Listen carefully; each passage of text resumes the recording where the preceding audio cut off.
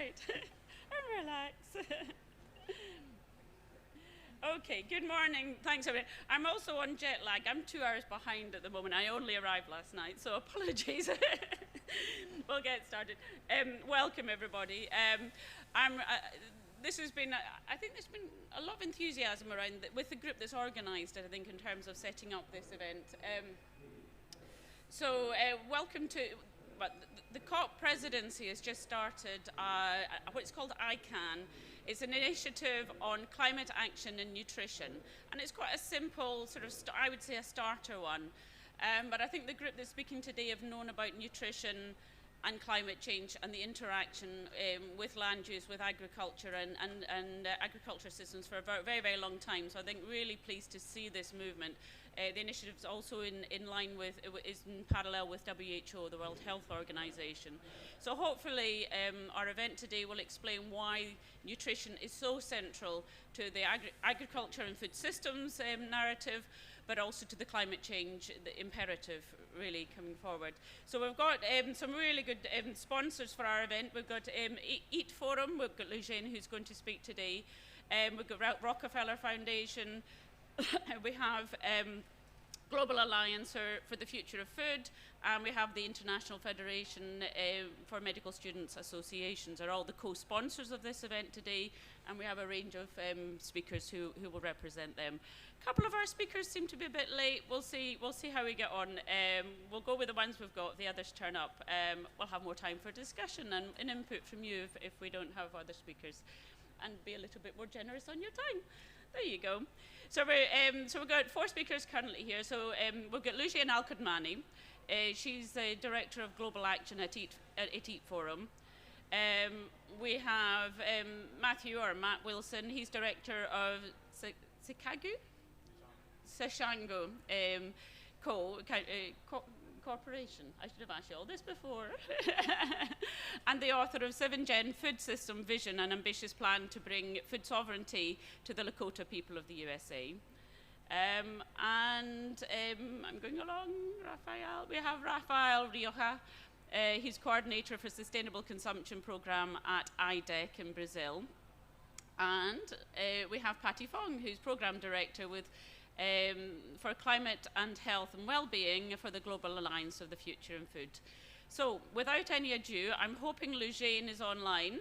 She's going to give us an overview of that interconnection of nutrition with the climate and food system scheme. So if we can have our first online speaker, please.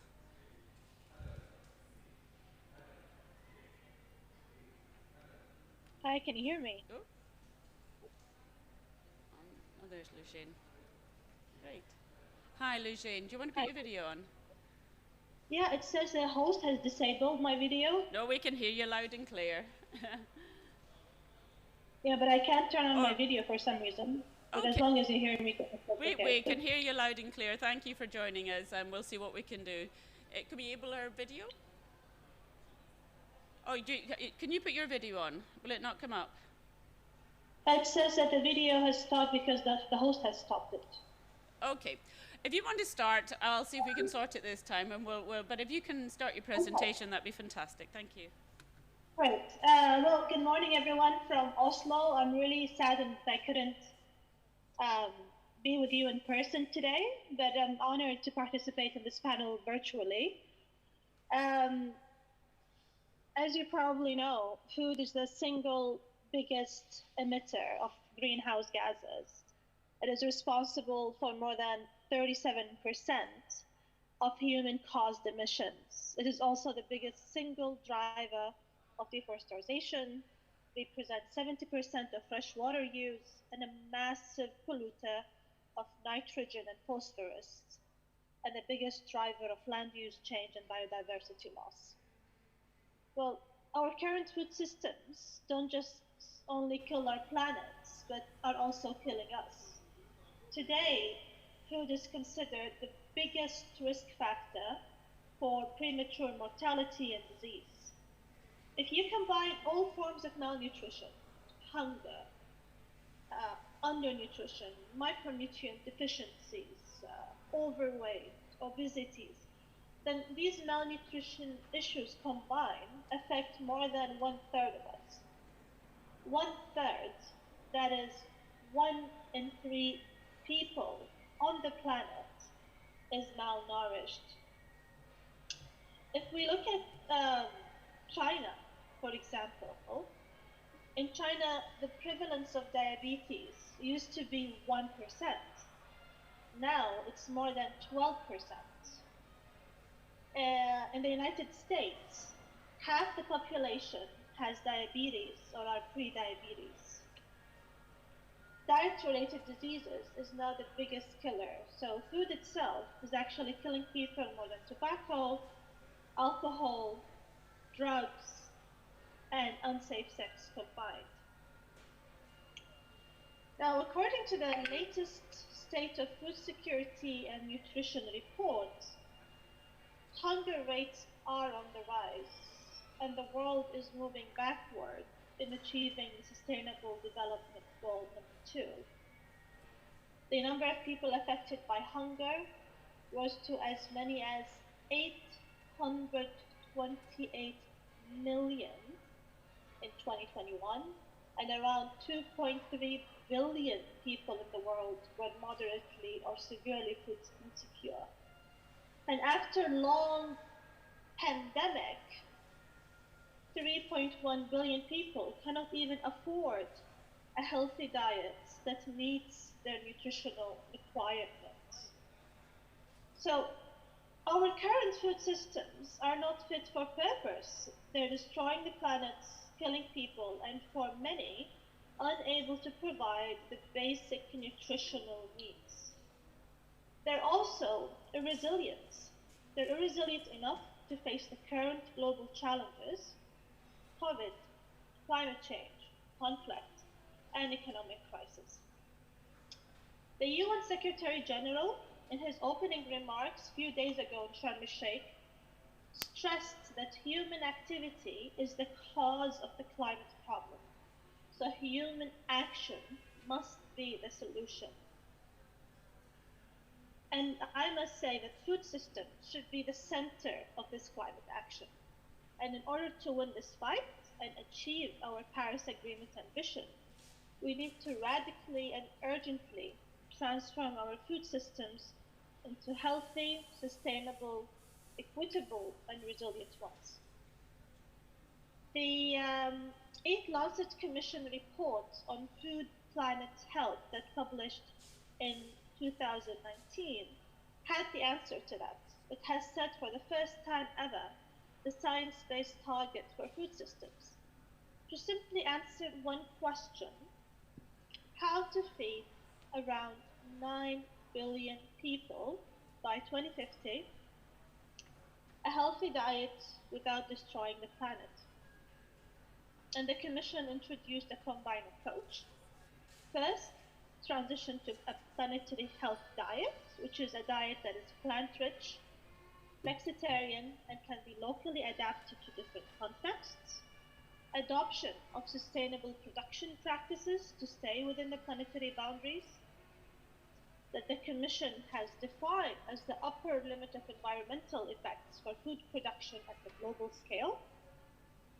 And last but not least, have food loss and waste in line with SDG target 12.3.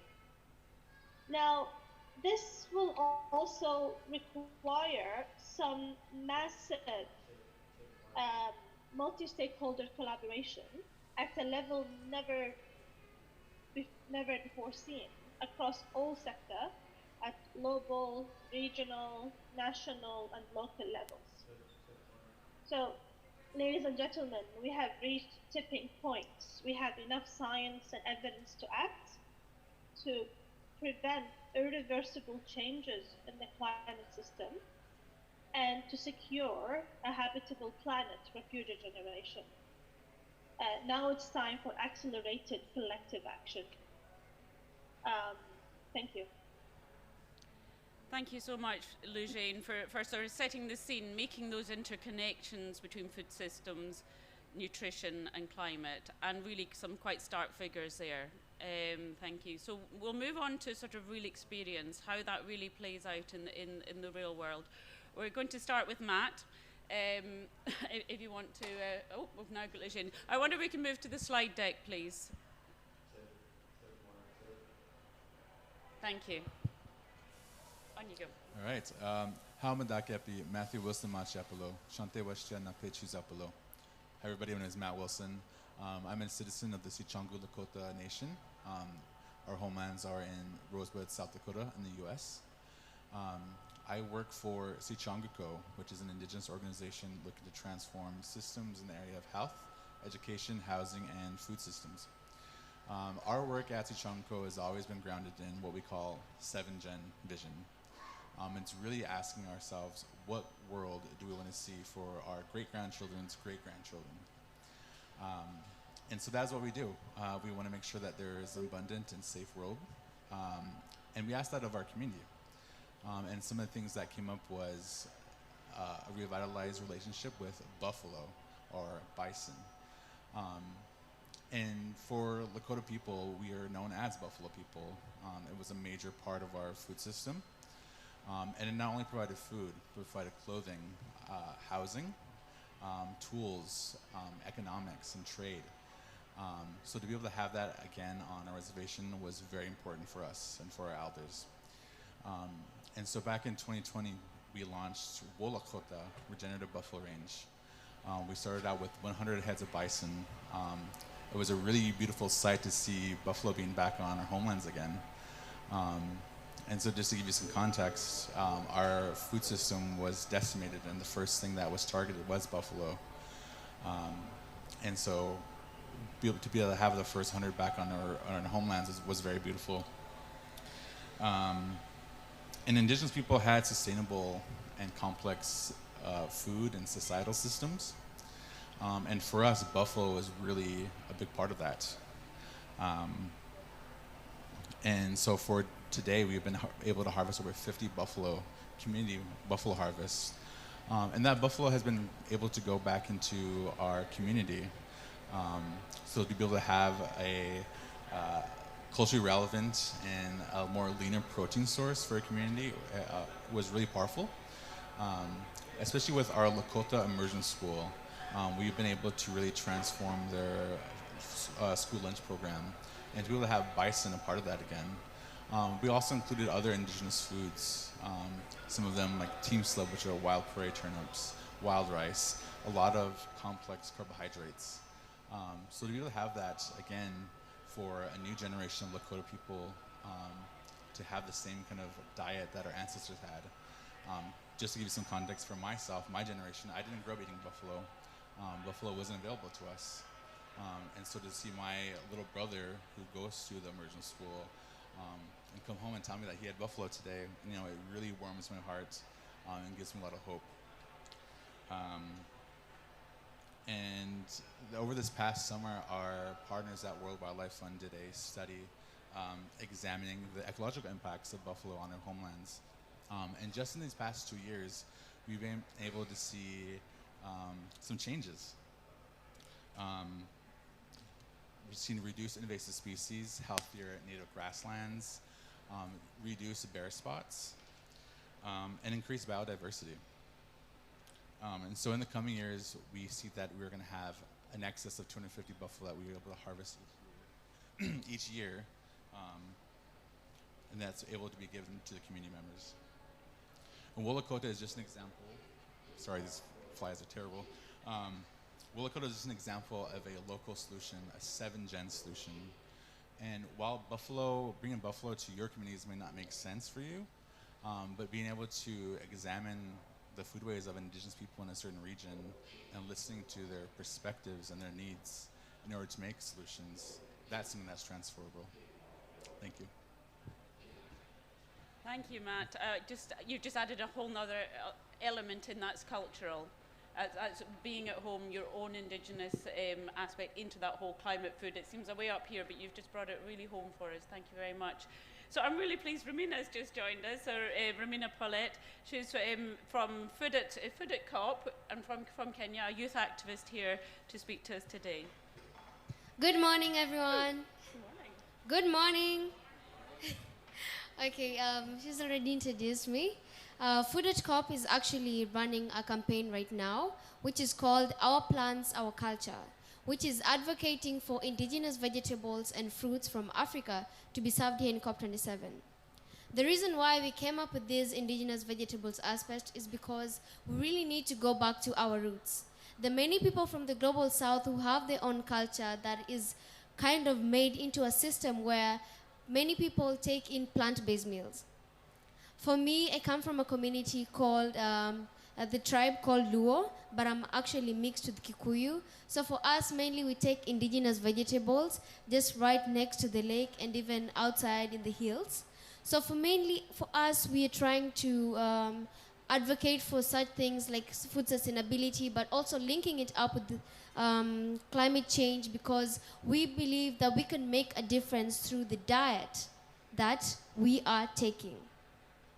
For example, in a day, how many plant-based meals do you take?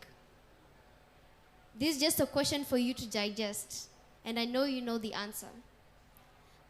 If everyone could take more plant-based meals, then that means we'll be saving up to many young people's health. We won't be having problems like diabetes, heart diseases. That's something that we need to come up about. Many young people like me are actually not quite aware about the food systems, the challenges that we are facing. That's why we're trying to come up with an innovative way to use the power of the internet to influence many young people as much as we're also influencing the older generation. But right now we are focusing more on the young generation because they have the key towards solving the food insecurity, towards solving climate change. For us, for Food at Corp, last year we had our own campaign, which is dubbed Food at Corp, which was focusing majorly on promoting climate-friendly foods to be served in the climate conferences, be it Stockholm Plus 50, UNEP Plus 50, COP26, because we know that many world leaders have traveled from their own places to come here, but yet they're speaking more about loss and damage finance, forgetting that we can make a difference at a local grassroots level.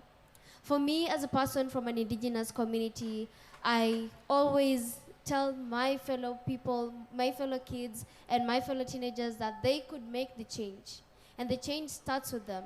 With the little step that you take even back at your home to make something as a possible solution, then that is really something that we could also speak about, because right now we're moving into a modernized world where we're trying to make many people to be involved and engaged in such climate issues, climate talks, so that they can know that what they're doing is actually working towards engaging many young people and building a resilient future for us.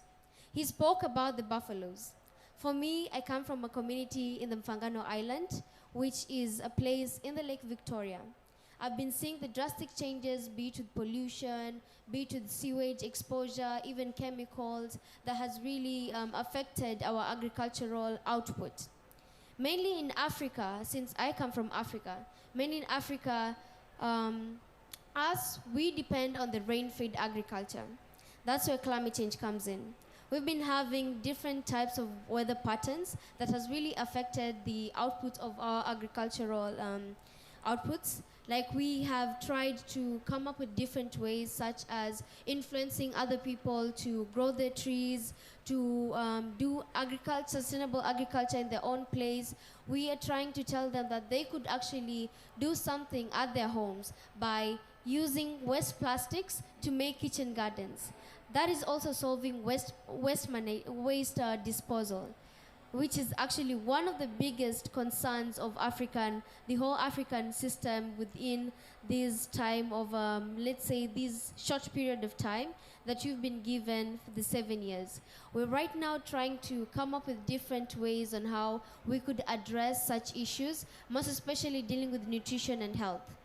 For us in Africa, we're really trying to make this something that our African leaders can speak at the negotiations to try to influence even the world leaders so that they could deliver the loss and damage finance, climate finance, to ask for climate reparations, because we are the ones who are actually contributing the least towards climate change. We all know that agriculture is directly linked to the climate change. That's why I'm speaking more of the climate change aspect more than the other thing, because I know that this is actually linking towards the health. Many young people actually like me often actually look at the older people and try to learn from them.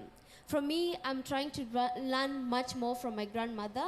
She used to cook for us and actually still cooks for us indigenous vegetables called a pot. She teaches us the meaning of that indigenous vegetable. This indigenous vegetable serves as a herbal. If you have this disease, you should eat it. You know, something that needs to be actually localized at the younger stage. Many young people don't know about it. That's why we're trying to tell older generations to sit together with the younger generation to talk on these issues, because it is really important for many of us to be part of this kind of movement so that we can learn more from each and every one another. I believe in intergenerational dialogue, most especially within the food systems. I hope that in this COP27, we can try to push on the agenda of sustainable food systems. And it all starts with me and you. If we don't do it, how will we achieve it in the upper level? Let's not lose hope in anything that we do. I just believe that we could try as much as possible, together with the organizations and different like-minded people, to bring this as one of the agendas that the specialists, that even the negotiators, the world leaders, the people from the UN can discuss while they're speaking about the matters that are really affecting the whole spectrum of the earth. Thank you. Thank you so much, Romina, and thank you for bringing that local message to this global stage, that youth message, that intergenerational message to the global stage. And we've been hearing about learning from the past, but of course our modern food systems is centered around ultra-processed food, the modern diet, which has its own issues. So we're going to hear from Raphael a little bit more about that. 1 second. Yep, there's the PowerPoint coming on. Yep, coming in. Perfect. All right, so good morning to everyone. A warm good morning from Brazil, as my colleague have just said. I would like to thank, in the name of Alice and all the panelists, everyone who put together for us to be here, my colleagues sharing this place with me today. I'm here talking today about EDEC, which is a consumers defense organization that works in Brazil to assure consumer rights and to look into right-based perspectives. So today, I'll be covering, I think you can't see what's being placed here, but 3 main topics, which are which food systems. I know that we have a lot of food systems going on in different places, in different parts of the world. I would also like to cover the impacts of ultra-processed products, not only human health, but within planetary health. And also the third topic, which is the way forward. What should be looking into to really assure rights, health, and sustainability. So I would like to invite all of you. We don't have a lot of time, but I would like to hear about you. Which food systems are we talking about? Because I know that in everyone's who are here have different perspectives, different knowledges, cultures around food systems. So we need to reflect and think which food systems.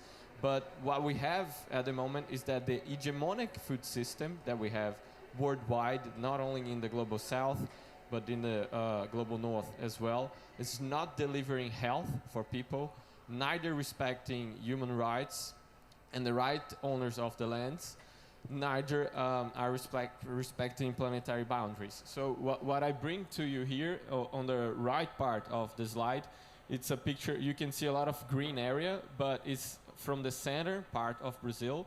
It's where our bioma called Cerrado, it's where I come from. We have a huge biodiversity in this place. And what you can see in this picture, it's a tension, very subtle, but a huge tension between different perspectives over food systems.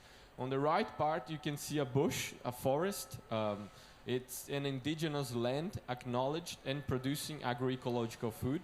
And right on the corner of the street, there's a massive soy production relying on pesticides, a monoculture to feed cattle and to be base for the ultra-processed products. And this is from the production side. When we go to the left part of the slide, we can also see from the consumption part what is happening to our food systems. So it's that the ultra-processed products, they are widespread, changing culture, changing the use of land, the use of soil, and what is being delivered is that worldwide, more and more, ultra-processed foods are advancing over culture, over health, and over planet. So this, I don't want to go really in depth. There's a huge bulk of evidence. This is just some of it. We have EPES, we have a lot of research going on and very robust studies showing the relations of ultra-processed foods with non-communicable diseases, as well as we have this world with undernutrition, and the impacts with climate change. Otherwise, we wouldn't be here sitting to discuss this topic. So there's the Brazilian Dietary Guidelines, which is a very interesting reference for us in Brazil, but that it's using the concept of food more broadly, not only looking into nutrients, but assuring the human right in the base of our dietary guidelines, as well as acknowledging the impacts of ultra-processed foods for the to look into food and the ultra-processed food in a broader dimension, acknowledging health as well as sustainability and assuring the human right in the center, in the base to look into food systems. So a few of the impacts that we are seeing. I'm really sorry about the Portuguese. We have this report, but it's only available in Portuguese at the moment. But these are tests that we conducted at EDEC to test whether ultra-processed products, they have also pesticides residues on it. So this is to show a little bit the evidence correlating the ultra-processed impacts not only within health of people, but also how the ultra-processed, they are linked to this commodity process, relying intensively on pesticides use that are shaping not only our health, but also the use of land and how food is being produced and consumed. So we conducted tests around ultra-processed foods based on vegetables, so basically soy, corn, wheat, and sugarcane. And also we did these tests around ultra-processed based on meat and dairy. And we found in almost 60% of the tests that we did, it was almost 50 products. In almost 60% of them, we found residues of pesticides, including glyphosate in half of it, which is a very well-known and widespread use pesticide that it's impacting health and that it's impacting the planetary boundaries and the sustainability of the systems. So just to bring a few tests that we conducted. And just to sum up, the discussion is large and complex, but the way forward, where should we be going to? Where should we investing and about what should we be talking? So when it comes to the solutions at EDEC as well, we have a tool called the Map of Organic Fairs, where we map all over Brazil fairs that sell organic and agroecological food. Because for us, it's also the fairs, the street markets, it's a place where we value culture, we value family farmers who are producing our foods. So we have been mapping in Brazil for more than 5-7 years these places. We have more than 1,000 of these places mapped in Brazil within our tool. And for us, we believe that this is the way forward, the systems that we should be looking into, the systems that we should be discussing, how to promote, how to nudge, how to push forward the acknowledgement of land, of rights, of health, and sustainability. So thank you very much. A warm obrigado straight from Brazil. This is our team at EDEC, and it's a pleasure to be here with you today discussing.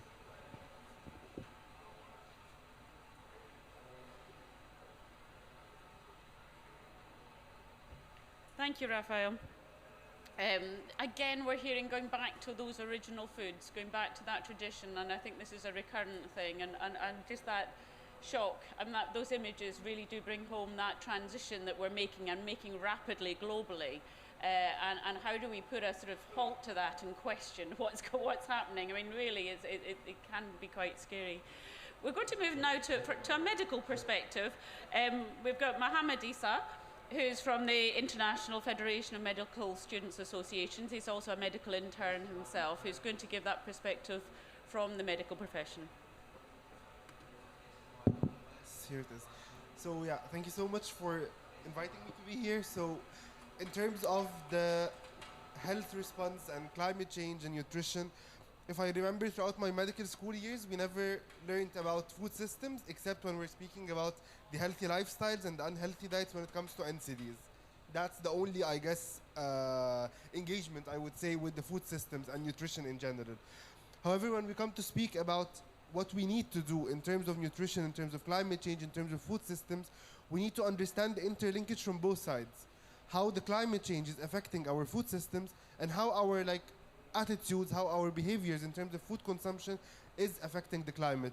So this would be the first step, and that's why, for example, that's something that we're not learning in medical school, we're not being oriented about, although it's very much important that when we speak even to our patients, we speak about their lifestyles in terms of what's affecting them directly, if we're speaking, let's say, about the NCD's perspective, and what would be affecting them maybe on a longer term or indirectly, such as the climate change and its impacts on food systems. And that's the thing, that climate change, it's impacting us daily in terms of our food safety, food security, and malnutrition in general, as Lujain mentioned in the beginning. There's decrease in crop production, there's decrease in the quality of the food that we eat, there's decrease in the affordability of the food itself. And that's why it's time that we lead the discussion in terms of what needs to be done, in terms of changing our knowledge, in terms of changing our attitudes and behaviors when it comes to food systems. And from here, I'm not saying just medical students or just the healthcare professionals, but it should be everyone. Yes, we are, for example, I would say we are on the front line when it comes to dealing with patients or dealing with people who are suffering from health conditions. And that's why we need to transform the science communication. We need to transform all the science and all the knowledge that we knew about here and we have seen in the reports and we have seen in many scientific settings. We need to transform them into advocacy communication in order to make sure that people understand what they need to know about health, what they need to know about nutrition, what they need to know about food systems, and what they need to know about climate change. And that's why it's just a big interlinked problem, I would say, in general. And that's why we also need to focus as healthcare professionals when we speak about social determinants of health. We need also to speak about how these determinants of health are linked to nutrition, linked to food, and linked to climate change. Because, for example, if people can't afford healthy food or they are not getting to ensure the sustainable or live in a world where there is sustainable food systems, this would affect even their physical, mental, and social well-being, which would affect their economic level, which would affect their income, which would affect their education, which would affect their daily living. All of this will impact their health in another way. So it's just a cycle of different, I would say, priorities that we need to set clear about what we need to do about, and food systems should remain in the center of this when we're speaking. And that's why also we need to make sure that as healthcare professionals and other stakeholders as well, we need to collaborate together in order to take into consideration the social and behavioral perspective. Because, for example, in many areas, I would say overconsumption is actually something that is the norm. And I would say, for example, something that needs to be changed as well. For example, in Ramadan, this is an important month for the Muslim community. In Ramadan, overconsumption of food, when we get to fast all over the day, and we get, for example, when we get to have our breakfast, many communities get to overconsume food at this point. Although actually when we take the social or the behavioral perspective, and we take, for example, the religious perspective, it says that we should not overconsume food. So actually this is even against what should be happening during such a month for the Muslim community. So this is an example of overconsumption, for example, in a behavioral perspective that needs to be changed. Other communities, for example, are focusing mainly, let's eat meat all over the day. Let's eat meat 7 days a week, all the time. That's not correct. We need to, as one of my colleagues mentioned, we need also to shift to plant-based diets, because this should be our norm in terms of protecting ourselves, protecting our planet, protecting our animals, and this would make us follow the One Health approach, which is something that we should be advocating for as well. So all these are different perspectives that we need to take into consideration, and that's why we need to make use of this COP as well. That, like, luckily, this COP, this is my second COP. Last year, I could not attend many of the sessions that are now open for observers.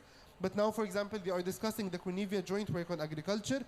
There is the draft negotiation text or the UNFCCC website, and there are so many areas to include health in there. There are so many areas to improve, and there are so many areas to ensure that food is actually our way to ensure health and sustainability for both humans and our planet. Thank you so much. Thank you, Mohammed. And you know, another theme that's coming through is good information, education, learning from the past, being aware of the current situation, and I think that's really, really important. And you link there into what's happening here at COP. So Patty's going to join us now from the Global Alliance for Future of Food to sort of link it into what's happening here at COP27. There are so many things to link to from all the conversations. I don't even know where to start, so I'm going to jump around a little bit. So let me start with what Mohammed has just said. So, you know, this year is the first year where COP is really on the political agenda. So last year, there was a noticeable difference. There was more food systems related events, the side events in the blue zone, but it wasn't on the political agenda. And those advocates that were in here or in Ecuador said, well, we need to make it have a food day. So lo and behold, a year later, unprecedented, there is a food and agriculture day. There are in fact there's both the Food and Agricultural Sustainable Transformation Initiative by the COP27 presidency, and there is the Initiative on Climate Action for Nutrition, ICAN. So these are two initiatives by the COP presidency focused on food, which is also unprecedented. And so we've seen this new kind of, I guess, attention to food systems coming up. There was the Food System Summit last year. There was several IPCC reports, first one in 2019 that recognized the role of food systems. And then this year, the annual assessment, AR6, which is coming out and recognizing the impacts on food systems as well as the kind of the contribution to food systems. You've heard from Alison say that food systems contribute to, or maybe it's Lujane, 1/3 of global greenhouse gas emissions.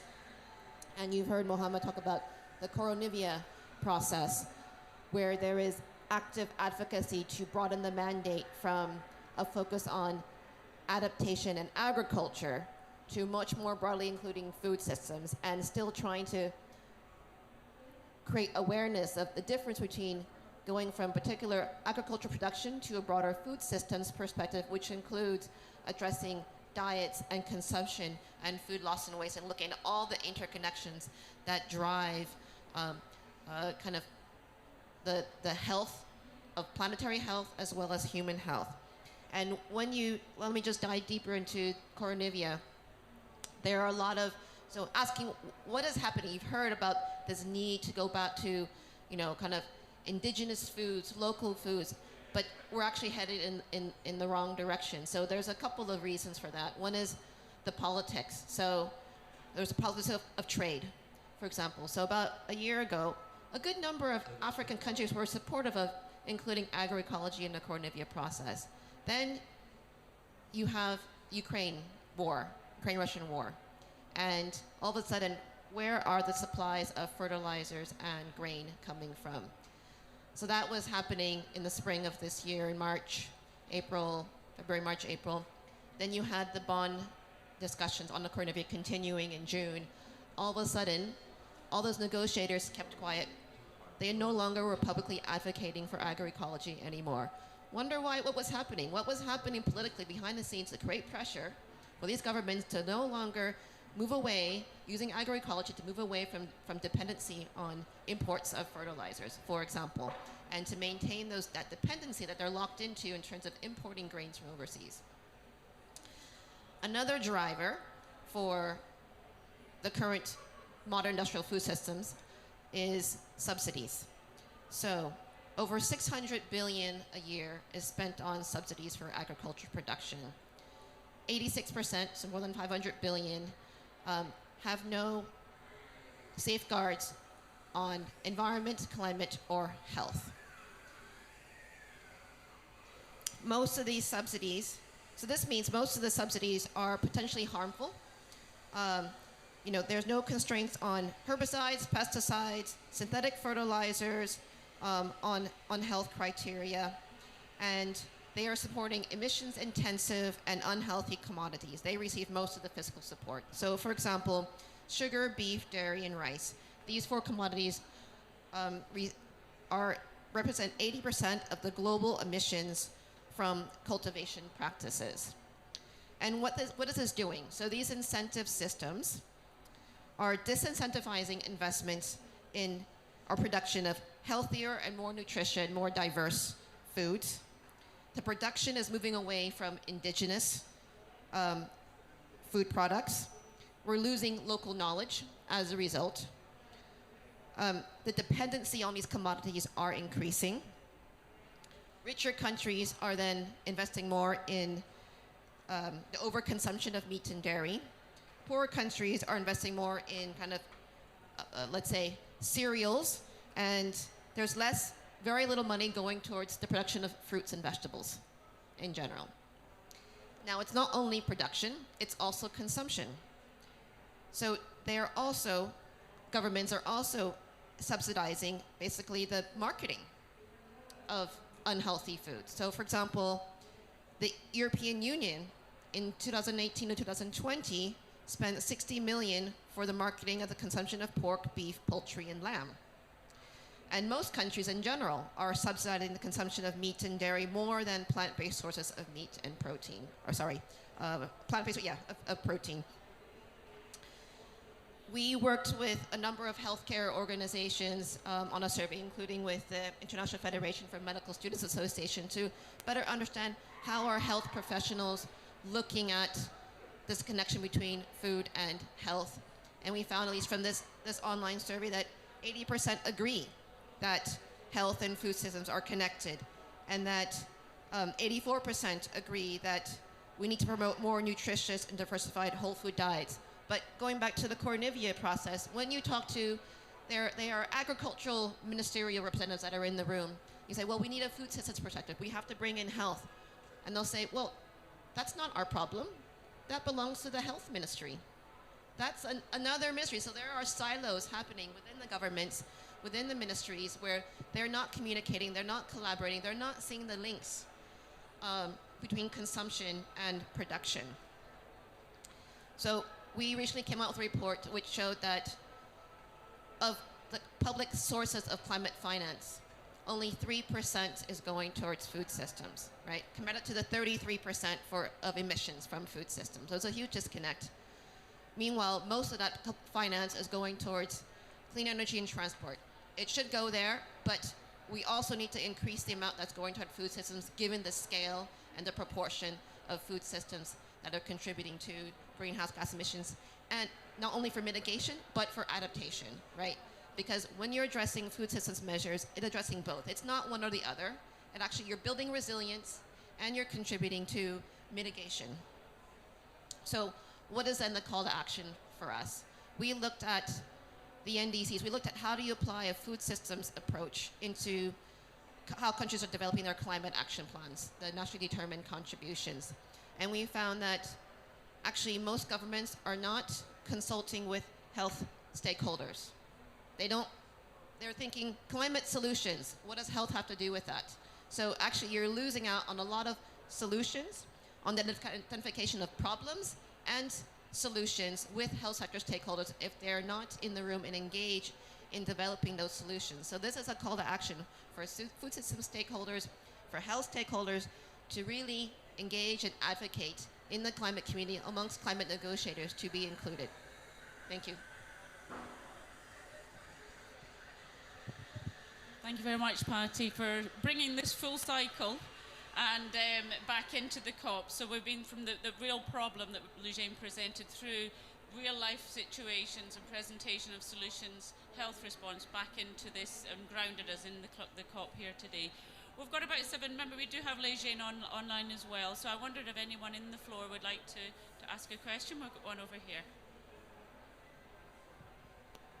Thank you. Hi, I'm Peter Andrews from Consumers International, one of the umbrella organisation for consumer advocacy groups across the world. Fantastic insights from everyone on the panel, really, really interesting. One question that's come to mind is, how can international organisations and initiatives work together more effectively to ensure sustainable, healthy diets are made available and affordable to all as a universal right?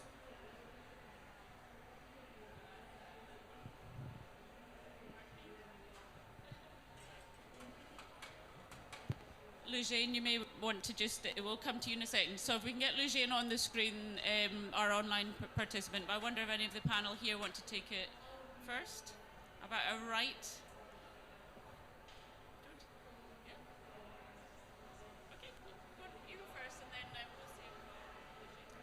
Okay, we've tried so much, especially Food at Co-op, to partner up with like-minded movements, especially with collaboration. The key thing is collaboration, because we can't start something without having to collaborate.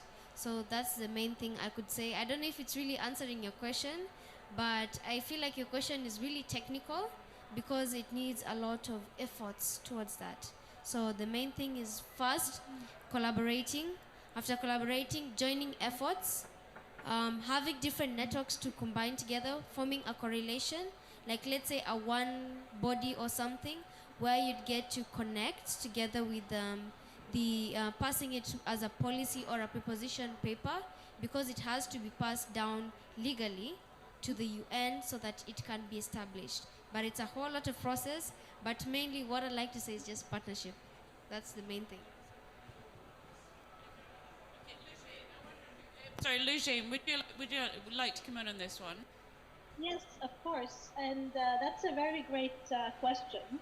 And actually, Consumers International is one of the organizations that we work closely with. I think the best way to collaborate is that to work in partnerships. To be honest, like the food system space is year by year is getting busier and busier.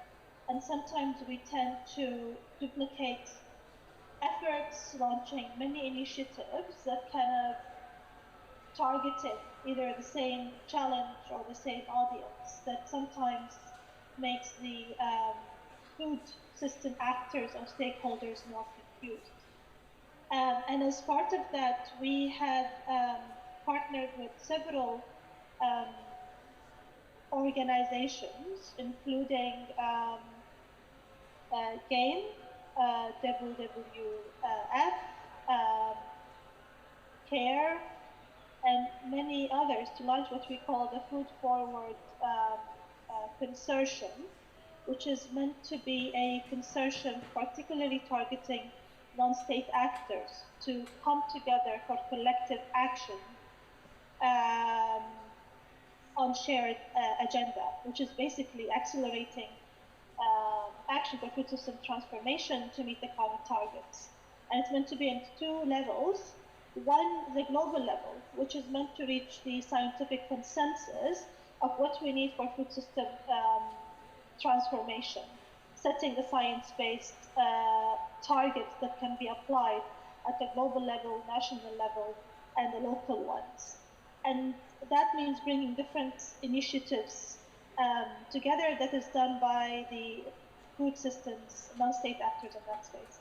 Then the second one is a local level, which is, yes, we're trying our best to convince countries, national actors, to accelerate action as flagged by Patty when it comes to the NDCs. However, we don't have time to waste. So we are now also focusing at the local level as cities as the key catalyst agents to move the climate change agenda forward and trying to bring from global action to local one. And that translation from global to local is something that needs collaboration across the different organizations to ensure multi-stakeholder action across private sector, public sectors, consumer groups as consumer internationals, academia, youth, chefs, farmers, and many others, because we need everyone at the table to ensure we have a system approach to fix our food systems. Thank you, Lujine. That's a very good one, Peter. I would like to add a few things that my colleagues added. From the lens where I work and act, we are consumers organizations as well, working in the global south. So I think the first thing that we need to do to really think together, it's to have a very robust and profound and systemic process of listening to the global south and NGOs, grassroots movements. We need evidence, we need research, but we need to listen grassroots movements, because there's another thing that considering the complexity of our food systems, there's no one way only solution at all. But we need to be ambitious, we need to act rapidly, and we need to really look into the problem. There's no time anymore for staying only in the shell, only on the shallow part of the problem. So I think a very good listening process. Each country, each part of the world has its specificity, so there's no how to try to impose one thing only for everyone in the world. But from a consumer's perspective in organizations, we come from the civil society. So we have to listen to the civil society. We have to look into the evidence and look into the research. But be in this place of mobilizing, organizing, and introducing the narrative for the population, for the consumers, to try to to influence and to push forward at the executive level, the governance level, to implement what is needed in the food systems. So this is my suggestion, and also I'm putting myself and IDEC in service to think together, to think collectively, and to push actions collectively. I think this is the way. One of the ways. Collective action, I think that's what I'm hearing. I'm going to take one more, I'm sorry, I'm going to take one more question just up here, but we've only got that time. But sorry. Thanks very much. My name is Charlie Spillane from the Ryan Institute for Sustainability at the University of Galway. It's great to see a session on climate and nutrition here at COP. I'd like to hear the panelists' thoughts on where you see the major responsibilities lie for enabling behaviour change transitions towards healthier diets, and what policy recommendations, what would be the priority policy recommendations you would have that would have the most impact on enabling that transition? So I'll move with this to the speakers who haven't. So I'll start with Mohammed and then Patty and Matt, if that's all right. Yes, thank you so much for the question. I guess in terms of the behavioral change specifically, we need, I would state an example that I have been part of. So there has been a technical working group that's focusing mainly on COVID-19 and behavioral change that IFMSA was part of. So it was by the WHO, and there was we used to have meetings just to see, for example, let's say there is a recommendation to not wear masks anymore. So we would just discuss together, how will people approach this? How will they understand this? How will we bring it to them? And how will we discuss this with them in order to be able to make sure that when this decision or when this recommendation is sent out, it will actually be implemented, or people will understand it first. So I would say what I said at the beginning, that we need to understand what is the current knowledge that people have, what is their current attitudes, and what do they do in their everyday lives in terms of practice, and consequently follow up on this. So I would say the policy recommendation in terms of this, I would say include the behavioral science perspective and include the behavioral scientists in general into the discussion in order to make sure that we're following, or we're aligned with what people think and what people believe in terms of the food systems and nutrition climate change. I can name two things. First is behavior change towards what, based on what, and locally, contextually appropriate. So one is sustainable food-based dietary guidelines. You need to have that as a basis to know that's specific for the country or the region, what's appropriate for the diets, what's healthy. And then in terms of kind of policy push measures, you can look at aspects like public procurement, how are schools or hospitals sourcing their food, from where, And that in itself is also an education process for patients, for staff, for workers, as well as for students. And then that can already, it's pushing the market to supply, but it's also creating more awareness and demand as a result.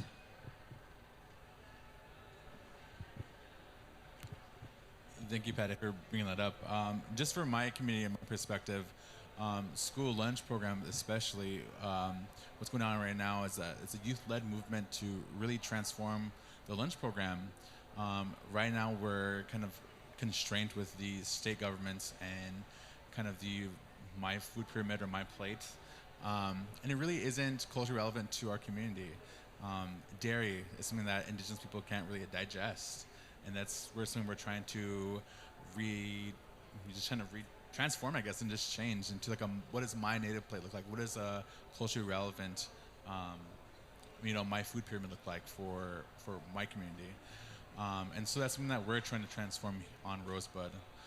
And then another area in terms of policy is regenerative agriculture. I think indigenous people have been practicing regenerative agriculture. And we didn't coin that term, but we've been living that way from time immemorial. And I know right now it's kind of being talked about at the global level, like what is that and what constitutes regenerative agriculture. So just making sure that indigenous people are invited to those conversations and to the table. Great, we're just gonna, can we squeeze in one more? One more, I'm gonna come to this side. Hi, my name is Langsina To from Burkina Faso in West Africa. The global system of the global food system impact have a big impact on climate change. Global alliance, if I understand, there are many organizations in this alliance. I want to know if Africa has many organizations in this global alliance, because the problem in Africa is very big. We have to learn, we have to acknowledge, we have to understand, and we have to teach. It is our big problem. My organization name is Rework the Planet. I want to be a part of this global alliance. How I have to do?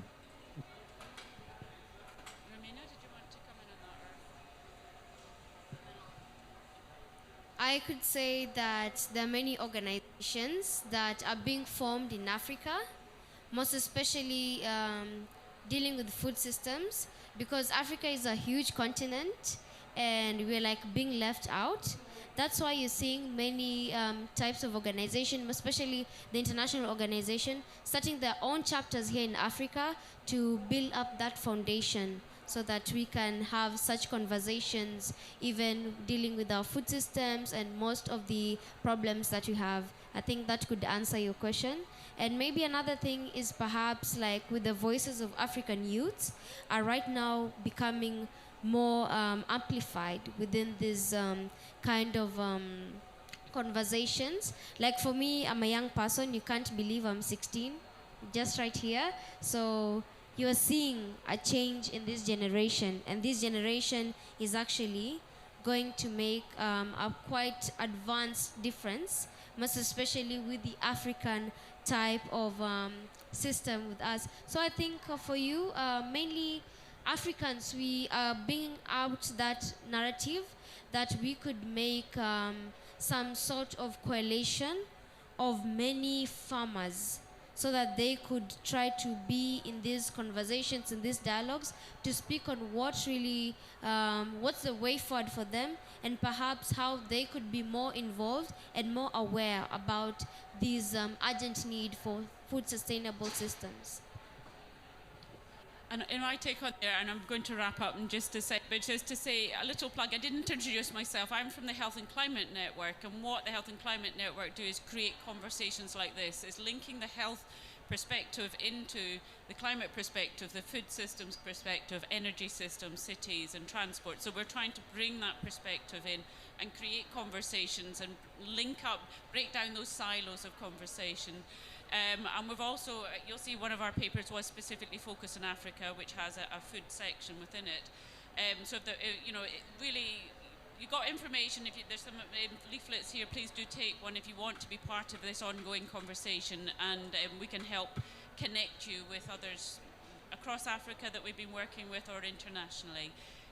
So I just want to end here. I think this has been a real journey for us, from problem through solutions, through real life experience, health, and then back into COP here. And thank you for coming early in the morning today. Very much appreciated. So thank you very much to our panel.